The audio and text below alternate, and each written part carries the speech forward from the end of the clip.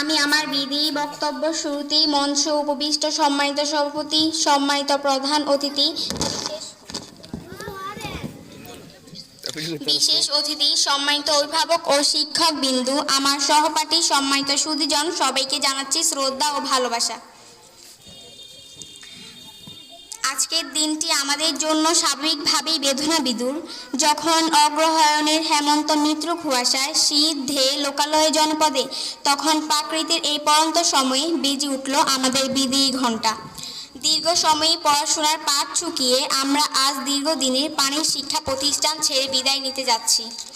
তাই কবির ভাষায় বলতে হয়, যেতে হবে বহুদূর, তাই ছেড়েই বাঁধন, বিরহ ব্যথা তোর মনে, বইছে হাসিয়ার কাঁদন। আজ ছেড়ে চলেছি সকল মায়ার সুশাসন, সম্মুখে দাঁড়িয়েছি তাই দিতে বিদায়ের ভাষণ। তবে এই বিদায় একদিকে যেমন বেদনায়, তেমনি অন্যদিকে সম্ভাবনায়। কারণ এই চলে যাওয়ার সামনে আরও উচ্চতর শিক্ষার হাতছানি ডাকে নিজেকে আরও যোগ্য হিসেবে গড়ে তোলার জন্য এগিয়ে যাওয়া। সম্মানিত অভিভাবকবিন্দু, আপনাদের পরিচর্যায় বেড়ে ওঠা একটি বাগানের ফুলগাছ আমরা। আপনাদের প্রতি অনেক বেশি কৃতজ্ঞতা জ্ঞাপন করেছি এই যে আপনারা আপনাদের সন্তানদের জন্য উন্নত রুচিসম্মত দিনী পরিবেশ সমৃদ্ধ উন্নত বিদ্যাপীঠ হিসেবে পুষ্পতলী নূরে মদিনা মাদ্রাসাকে মনোনীত করছেন। এই জন্য আল্লাহর কাছে আপনাদের দীর্ঘায়ু ও মনের আশা পূর্ণ প্রতিফলন ঘটে এই দোয়া করি।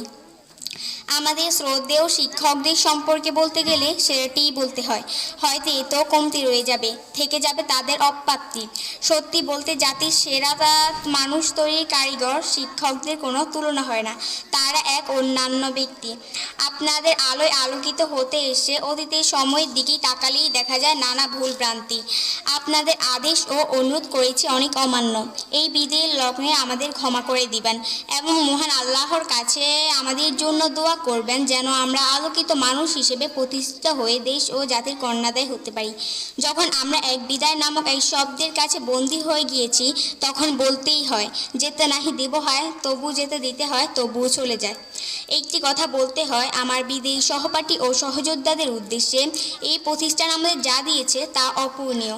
তাই জীবনের প্রতিটা ক্ষেত্রেই ভালো জিনিসের চেষ্টা অবশ্যই করব এবং সেই সব ভালোর মধ্যেই অত্র প্রতিষ্ঠানের প্রতি আপনাদের কৃতজ্ঞতা প্রকাশ পাবে। তাই জীবনের সব ক্ষেত্রেই নিজেকে সেরাটা দিতে দ্বিধা করো না। আগামী দিনের সাফল্যের জন্য দোয়া পাত্রী। আমরা যেন মানব জীবনের সাফল্যে ছুড়ে উঠতে পারি, মহান প্রতিপালক রাব্বুল আলামিনের কাছে প্রার্থনা জীবনের সর্বসময় আমাদের ভালো রাখুক আর পূর্ণতা পাক আমাদের সকল চাওয়া পাওয়া। এই বলেই আমি আমার বক্তব্য শেষ করছি। আল্লাহ হাফেজ। আসসালামু আলাইকুম ওয়া রাহমাতুল্লাহি ওয়া বারাকাতুহু।